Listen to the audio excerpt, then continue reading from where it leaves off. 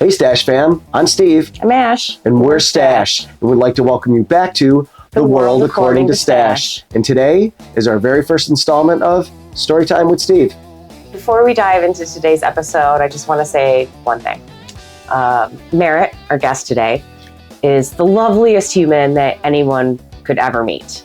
One of the greatest things about Merrit, the many great things about Merrit, is that she tells some pretty awesome stories, and she's got a lot of stories. She will make you feel like you were right there with her through all of the humor and heart and wild adventure. She's had some pretty wild adventures. And I am so excited to hear what she's going to share with us today. I love watching my two favorite people tell stories, and hope that you enjoy it. So enjoy it.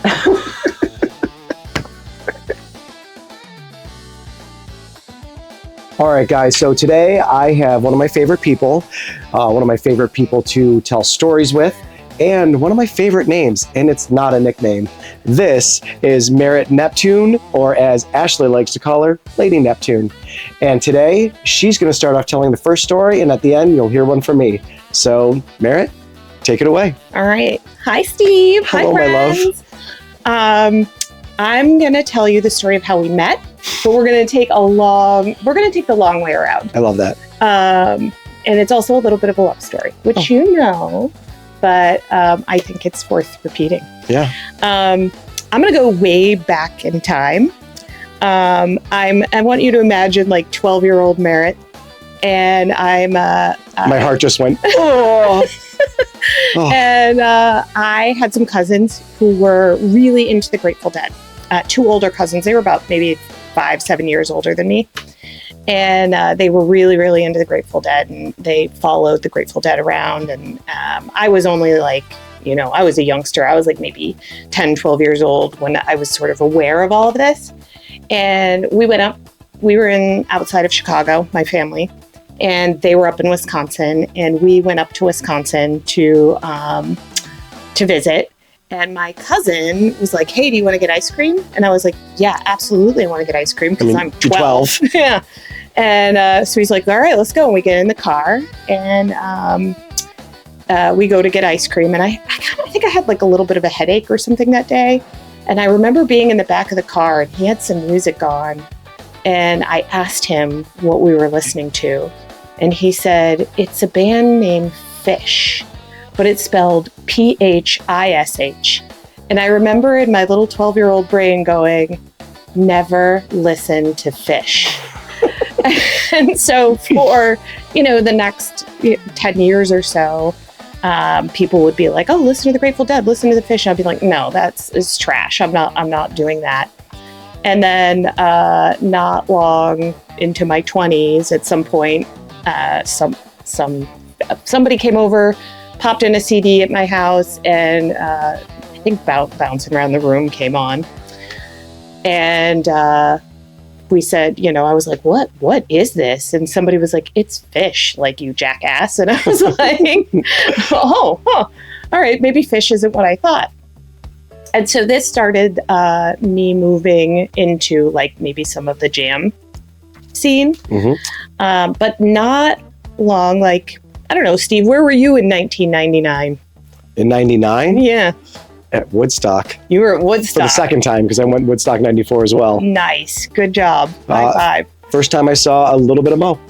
So, in 1999, one of my best friends, Scott Wilson, and another buddy of mine, a brother from another mother, this guy, Mark Niemer, they were working together in Tampa. I was living in Ocala. This is in Florida.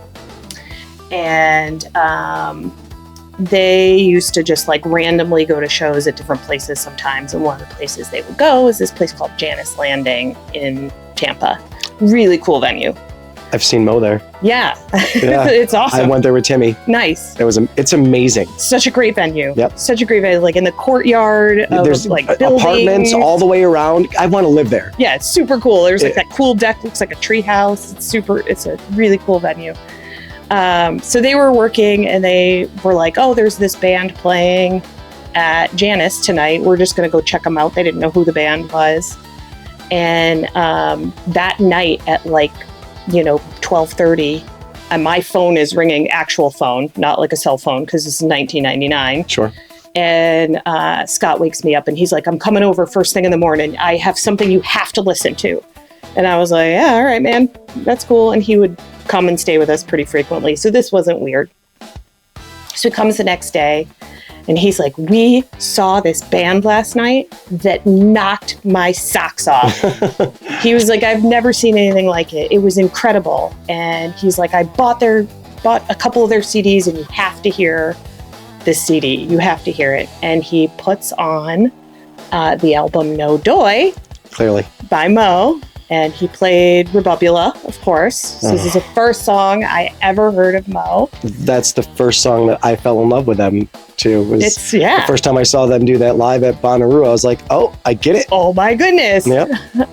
And I was like, wow, this is spectacular. We go down the rabbit hole pretty quickly. My ex-husband gets online and he learns about this whole community around Mo. And there's this old Mo L board. I'm sure you were probably on the Mo L back in the day. I didn't have a computer then. Oh, wow. No, I was analog for a very long time. I can't believe, I'm shocked to learn that. Yeah. So we went down this rabbit hole. He and I were both on the Mo L boards, exchanging stories, getting into the whole trading scene. And we just fell in love with Mo very, very quickly. And so we planned almost immediately to go to a show. And the first place we went was up to Atlanta, and we went to Jazz Fest. Awesome. And it was Southern Culture played that day. Mo played, and String Cheese Incident. And this was like my first exposure really to like real live jam bands. And that's early weird String Cheese. Oh, it was so good. Yeah. So good. Absolutely fell in love. And so that was my first Mo show. And then my second Mo show was Mo Down. We were so poor that we had this old Culligan water bottle, and we had been filling it with change for a really long time. And we were like, how on earth are we going to get from Florida to New York? We would have had plane tickets and tents and the whole thing. And we were like, we're going to roll up that change. And we rolled up that change. I think we had like $800. We thought we were rich. We were very excited about this. I have definitely gone on a vacation with some change. Yeah. For sure. So my second show was a Mo Down, which was spectacular. First Mo Down, there was like nobody there. We were playing Frisbee in the field, where like a couple of years later it would be completely like a tent city.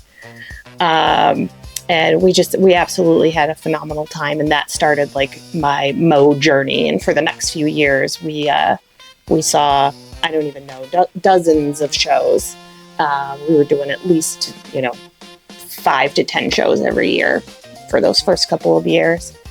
Sadly, I ended up getting divorced from my now ex-husband. Mm-hmm. He's a good dude, just not a good dude for me. We're really great friends, and today we're great friends.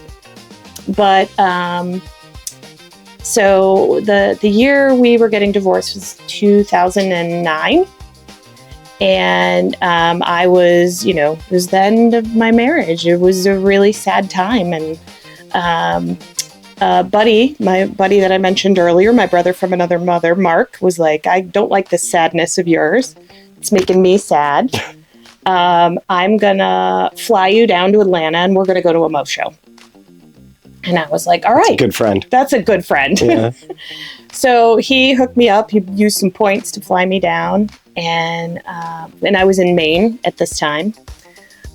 So I flew down to Atlanta. We went to 2 nights at the Tabernacle, which is another great venue. You been to the Tabernacle?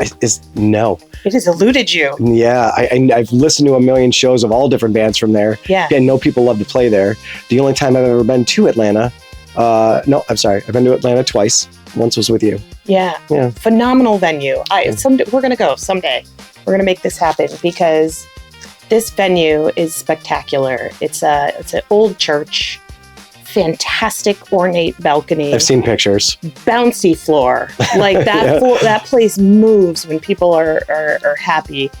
And a giant pipe organ that takes up the entire backside of the stage. And it's really cool with the lights and everything. It's fantastic. I love it. So we go to these 2 nights, and I have to fly back from Atlanta to Maine, and I'm flying to Portland. And I don't know if you know who lives in Portland, but Rob Durhack, the bassist from Mo, lives in Portland. And so it turns out that I'm on my way back to Maine, and of course, so is he, because he's flying also. So first flight, he ends up across the aisle from me, and I'm like fangirling, and I'm trying not to be, crazy, but I can't help myself. So we talk for a few minutes, and then I let him be. But our flight is like getting delayed, like it's not taking off. And we have a very short connection wherever we are connecting. I can't remember where. So we finally take off. We get to wherever we're connecting. We are like minutes away from missing our connection. We get off the plane, and he, because he's behind me, because he was next to me on the in the aisle, and we get off, and he's like, "Oh my God, I have to use the head so bad." And they are calling our names. You can hear them calling our names. And I said, "I'll hold them, go." And he runs, and he goes and uses the John. He comes back. We make the flight. And when we get off the plane in Portland, we both have to collect our baggage. So we go down there together. We're still talking. I ask him if he would take a picture with me. And we take this picture together. And he's a big dude. Sure. And I look like a little tiny human. 6'4" lacrosse player. Yeah. Whatever he is. Big dude. I love this picture of me because I look like the tiniest little human. Do you still have it? I do. You're about to see it. I will make sure we get that for you. Perfect. And so we take this picture together, and I'm just so happy. And this weekend just, filled my soul. Perfect timing. Perfect timing. Just like changed my perspective on some things. And so anyway, I tell you all of that because I go through my divorce, and, like a year and a half, 2 years later, my girlfriend is like, "You have to start dating. Like, this is, you have to start dating." She's like, "Just rip the Band-Aid." And I was like, yeah, okay. So, I've gone on some dates and stuff. And then my other girlfriend says, my girlfriend Courtney, had joined eHarmony, and she had gone on this like crazy 3-day bender date with this guy and ended up getting married like almost immediately. Awesome. And so she was convinced that I needed to do eHarmony. And she was like so convinced. She was like, "I will pay for your first 90 days. You have to do it." Because I was like, I don't know about all that. And it's expensive. And like, I don't know. She's like, no, I'm doing it. You're doing it. You have to do it. So I was like, okay. You're such a in front of people person. I got to imagine that must have been weird at first. Very weird. Okay. Very weird. I've never been on a dating site once in my whole life, so I have no idea. I was not, this was like all new technology at the time, right? Like I dated in high school and got married in my 20s. So like this was all new for me. But I do it. And the thing you got to know about eHarmony is like they make you take this, you like do this questionnaire, but it's like 8 years long. It's so long. It's the same question asked in like 12 different ways, but it's like 400 questions. It takes like 6 to 8 hours to fill this thing out. But there must be something behind it, but we'll get to that in a minute. So I fill it out and I create my profile, and you put in your pictures and you say things about you. And so one of the things I put in my profile, as I'm selecting my pictures, I put this picture of me and Rob. And I wrote as a caption underneath the picture, if you know who this man is, you just might be the man for me. It's such a cute picture. And I was just like, what are the odds? Like, right. The odds are so low that anybody's going to be like looking at this picture and have any clue what that means. But I put it in there and I fill it out and I talk about, other things in my life because I'm trying to give people something to respond to. And, I get some matches and I meet some really cool people through there. I had some really good conversations. But maybe a month, it's very specific. They only send you a couple people at a time and you have to wait. Okay. And initiate contact that way. And then they'll send you more. So a few weeks or cycles had gone by and one day I get matched. And I remember it very specifically in my head. I remember looking at the guy and thinking oh, he's got such a cute smile and he looks so nerdy. But then I'm looking closer and I'm looking at his shirts and I'm oh, he's got a rider, fish rider shirt on. And then he had a Spider-Man shirt on and I was oh, he's a Marvel dork. And then he had a Mo shirt on. And I was do you remember which one? It just said Mo. Okay. It was just plain Mo t-shirt. Original logo? Yeah. Okay.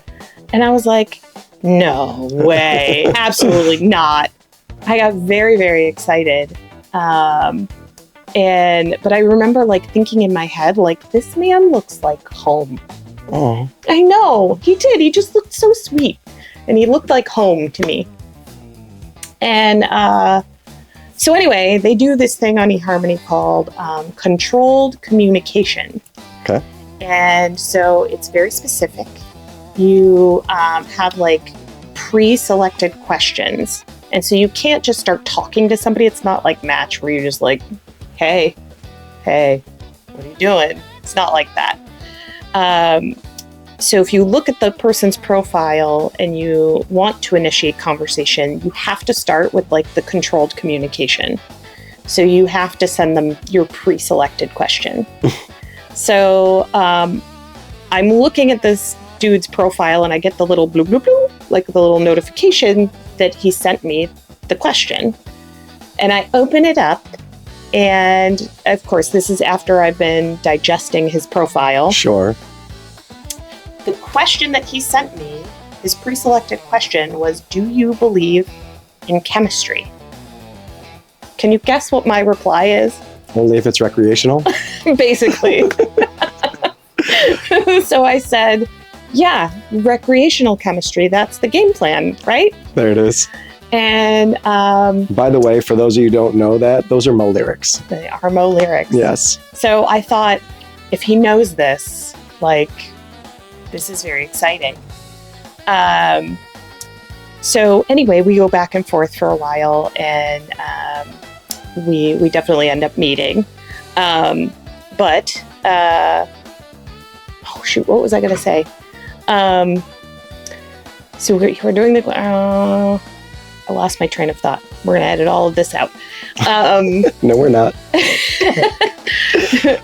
We're going back and forth. Mm-hmm. I wanted to give you his point of view because to hear his side of the story during this time, I come back with the recreational chemistry lyric.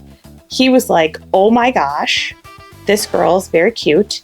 And he knew who Rob was. He saw the picture of me with Rob and the caption, if you know who this man is, you just might be the man for me. And he was like, I know who that man is. I know who that man is. And he got very excited.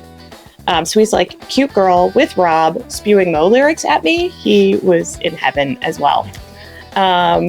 So anyway, we talk and we go back and forth for a while. Now, you have to remember, I'm in Bangor, Maine. Yeah. And he's in Rochester, New York. So we are like 642 miles apart. Mm-hmm. We are far apart. And, his friends are like, she's so far away. Just give up on that one. Like, let that go. I was like, I don't know. I want to see what happens. So we talk for a while. We go back and forth for several months. And then finally we decide, like, we want to, like, meet. Like, actually meet. So we plan to meet halfway, which turns out is Springfield, Massachusetts. And in Springfield, Massachusetts is a Six Flags. And so I thought, what a better thing to do than go to a Six Flags for a date. Like, we'll do a weekend trip to Springfield, go to Six Flags. It was also 2 days before his birthday. So I thought it would be fun to, like, celebrate his birthday. And so we go to Springfield. All my friends, by the way, are like, are you crazy? You're going to spend a weekend with a man you don't know? And I'm like, dude, I've been talking to him for 8 months. We've had lots of moments, FaceTimes, like, because we were doing FaceTime. So, like, I was watching him with his kids, like, say goodnight to his kids and stuff. Like, I felt like I knew him, And I also had said to him, I was like, if we get there and we, like, hug and I think you're creepy, and maybe I just leave, He's like, okay, reasonable. I don't think this is going to happen, but... I could see it, and I'm like, yeah. Yes, reasonable. Reasonable. It seems reasonable. I can see the face. So we go to Springfield, and I have to tell you the prior to going to Springfield, I actually had another date on my way. So I'd been talking to somebody else. Floozy. I know. Scandalous. And we met in Portsmouth, which was on the way.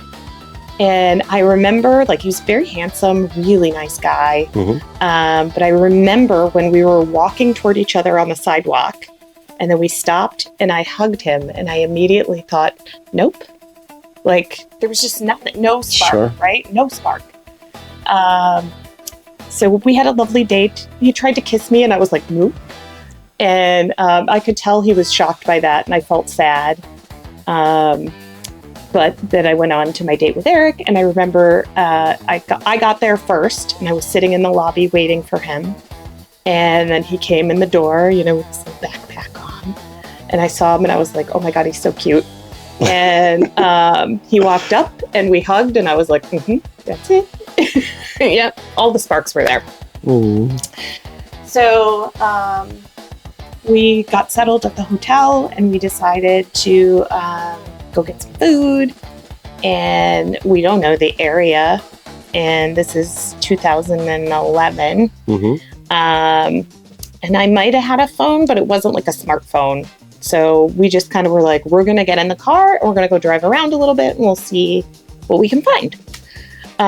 So we get in the car, we drive around a little bit, and we spot a barbecue place. And I said, oh, do you like barbecue? And he's like, I love barbecue. And I was like, great, let's stop at this barbecue place. So we go in and we eat some food, and we have some beers, and we're talking, and we're having a great time. And he's sitting across from me, and behind him is the door to the restaurant.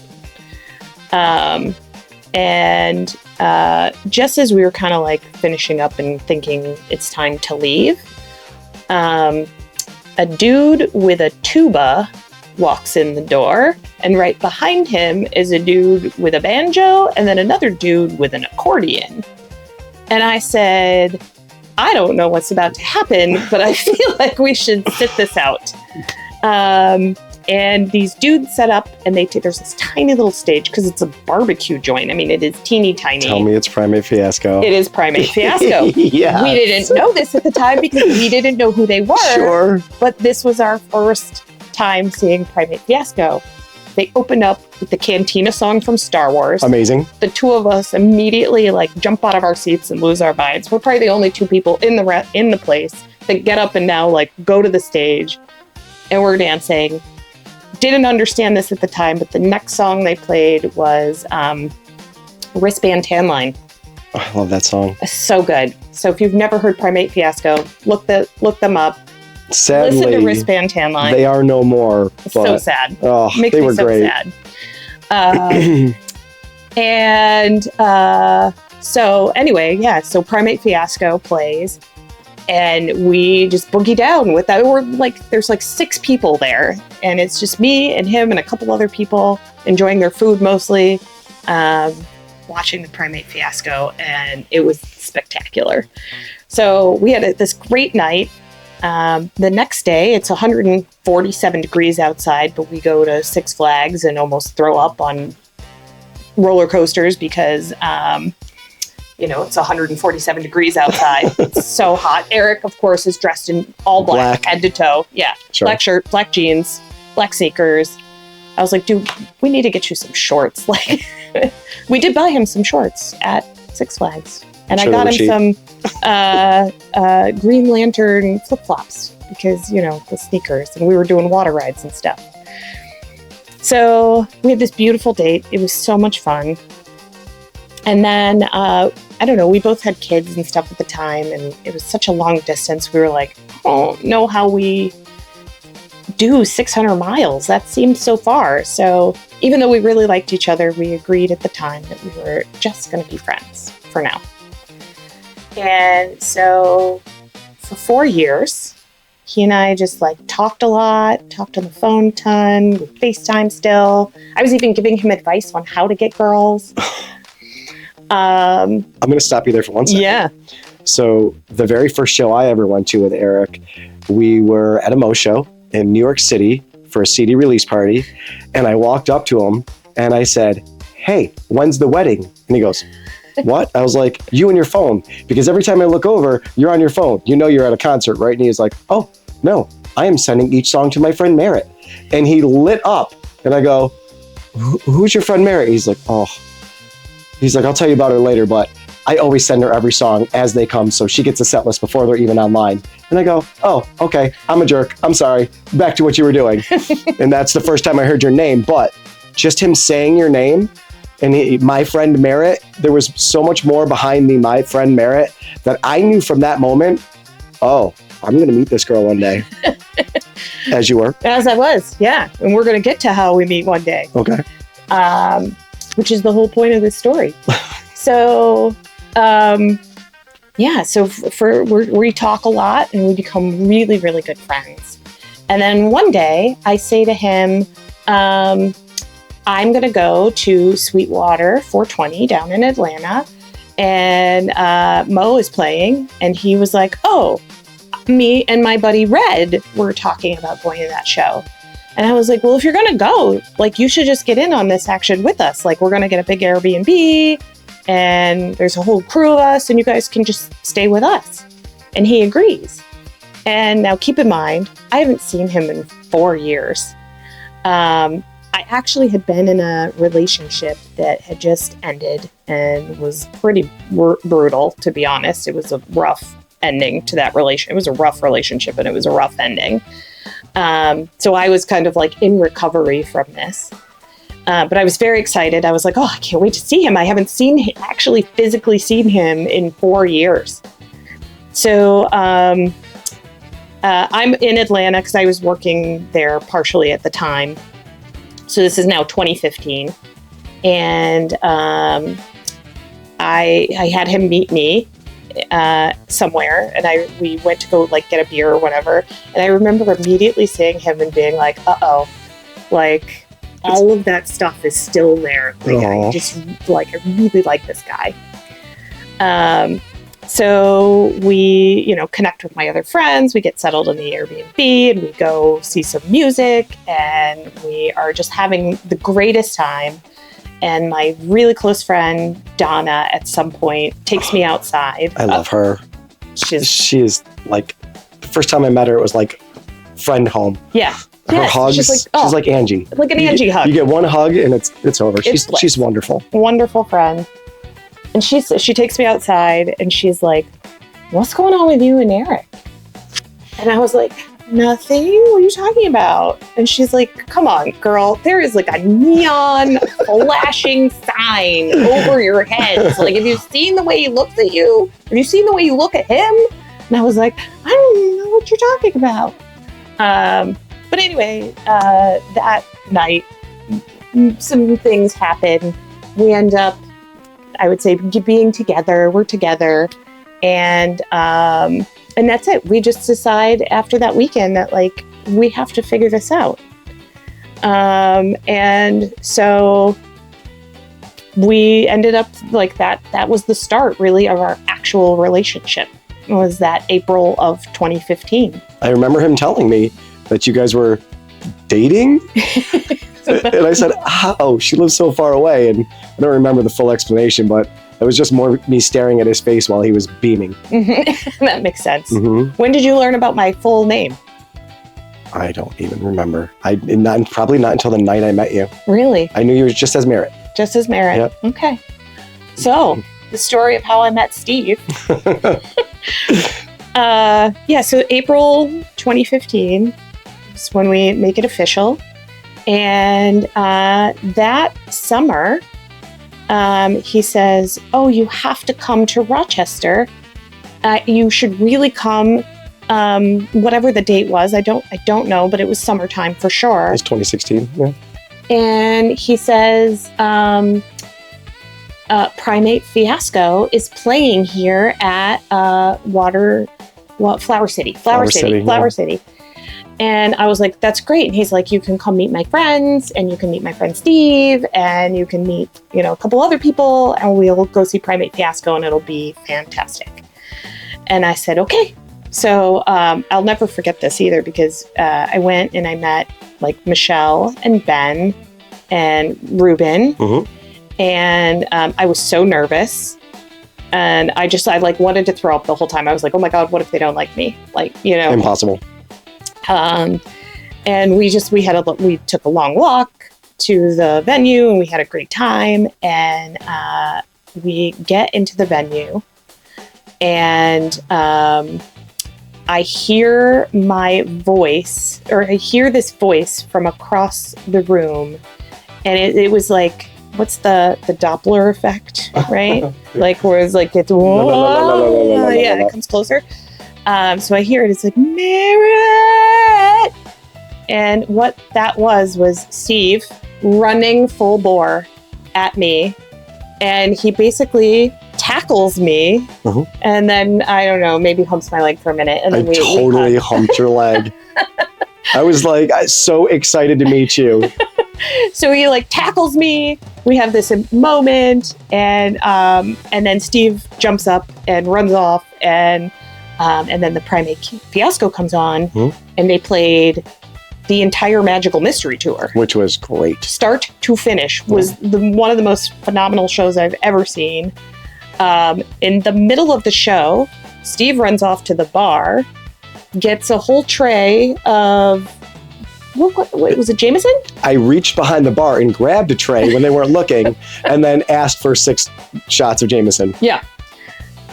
Which he offers to the band, of course. I run up and jump up onto the stage with a tray and say, Jameson, boys? And they take it. They were like, yeah, all right, cool. Mm-hmm. So they have some shots with Steve. Mm-hmm. They finished the Magical Mystery Tour. They were like, you guys have been so great. We're going to do a whole nother set. They played just a whole nother set of their own stuff. But that's the first time you and I met. Mm-hmm. So it took, an avoidance of fish for a bunch of years that finally actually did lead me to Mo, a weird coincidental encounter with Rob Durhack on an airplane. A friend convincing me to do eHarmony, which led me to Eric, which led me to you. Oh. And now I have this incredible team of people, because we're in a gang. NNA. Of people that give me joy and give me community and that support each other in a way that is just incredible. You are a huge part of that. You were a giant missing piece we didn't know was missing until you got here. So you really have no idea until you get to meet her in person. So. It's spectacular. And I think about the community piece a lot, right? Like, we have so much talent and kindness in this group. Like, we have everything. We have medical professionals, and we have artists, and mechanics. So many mechanics. We have a lot of mechanics, including one named Mechanic. Yeah, people who work in factories. People who work in factories and use spreadsheets. Produce spreadsheets. And it gives me so much joy. And the fact that like we all get to be here in this area together is incredible. Yeah. But it gives me such joy that we get to do all of these like shows together and enjoy the music together, because it gives me like eternal happiness. Being at live music is the only time I'm not thinking about anything else. Yeah. It clears my brain out, and that's all I'm thinking about is like the musicians and how talented they are, and the lyrics, and you know, watching Chuck Garvey does this thing where he like does these sweeps up and down the neck of his guitar, and it makes my knees go weak, and it makes your knees go weak, and I love that. Yeah. And I love our little community.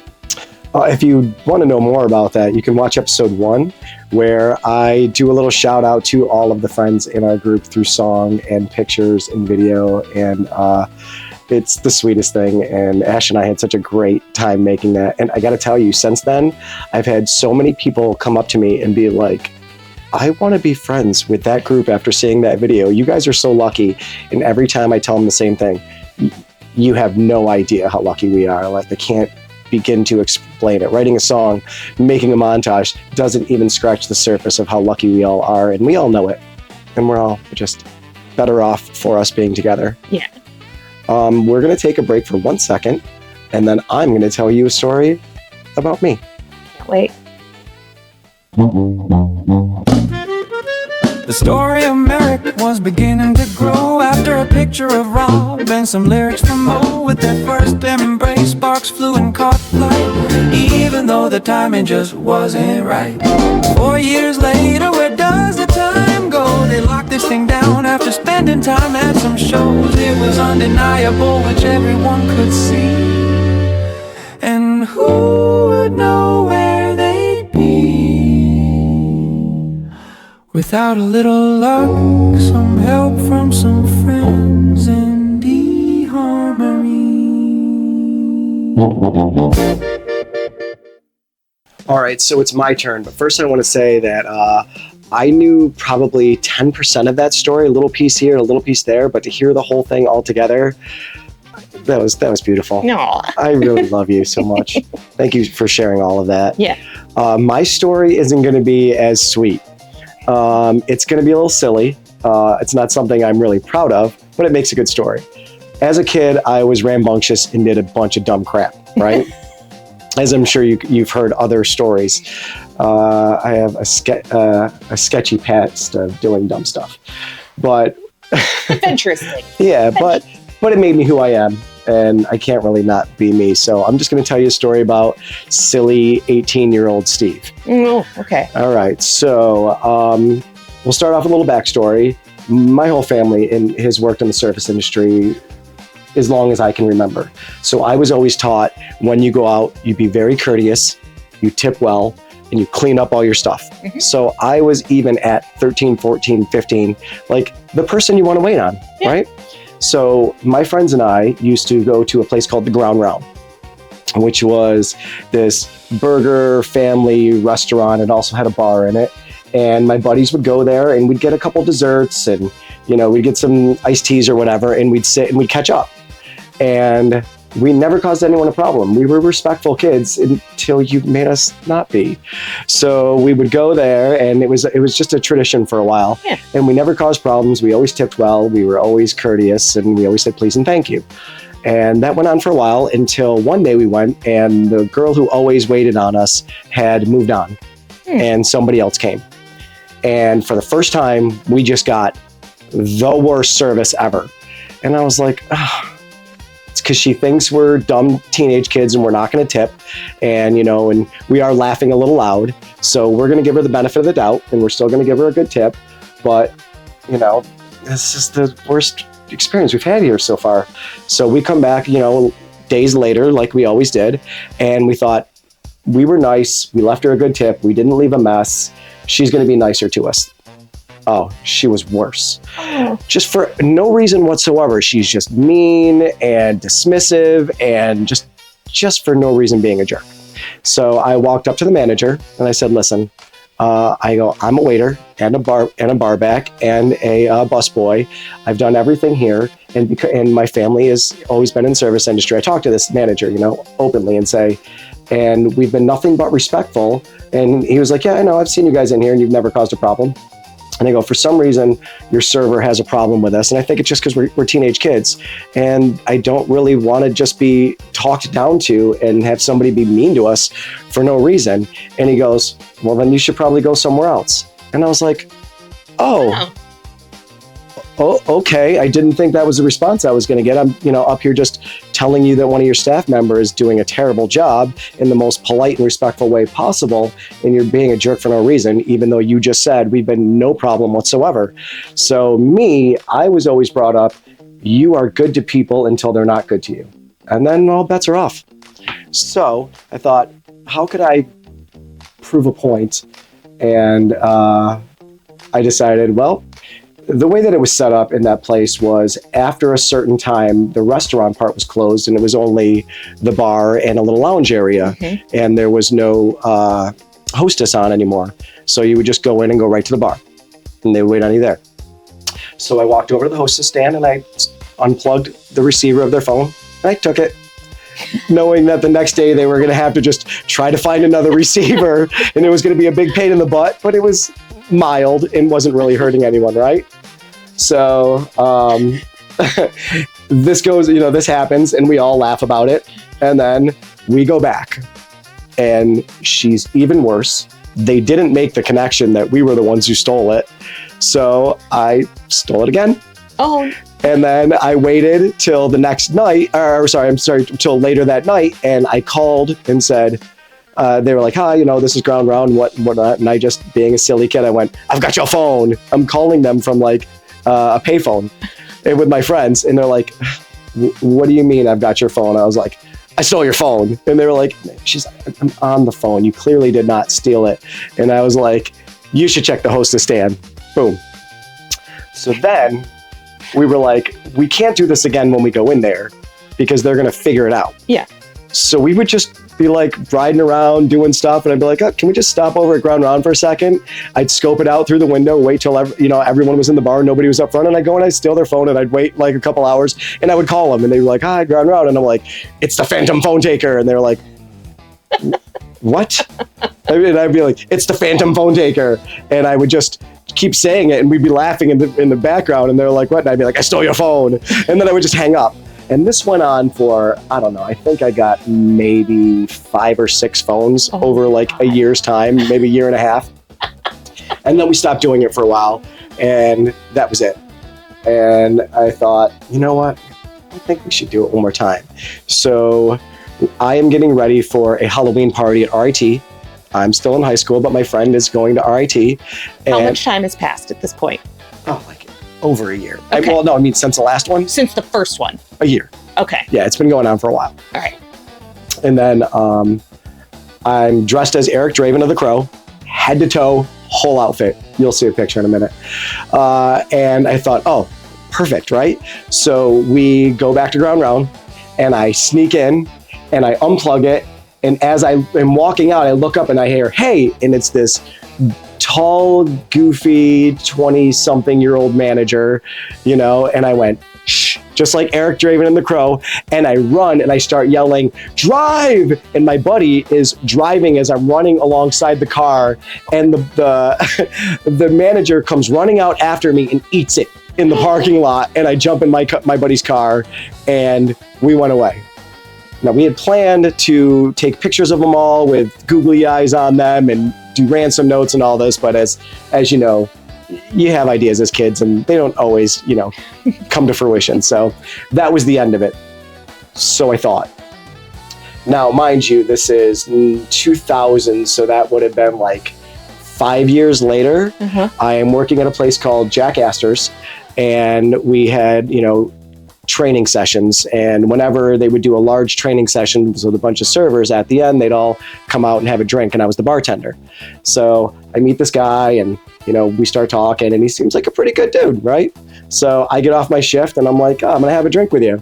And we're sitting there talking and telling stories of other places we worked and where we went to high school and all this. And he goes, and then the whole time I'm thinking, God, he looks so familiar.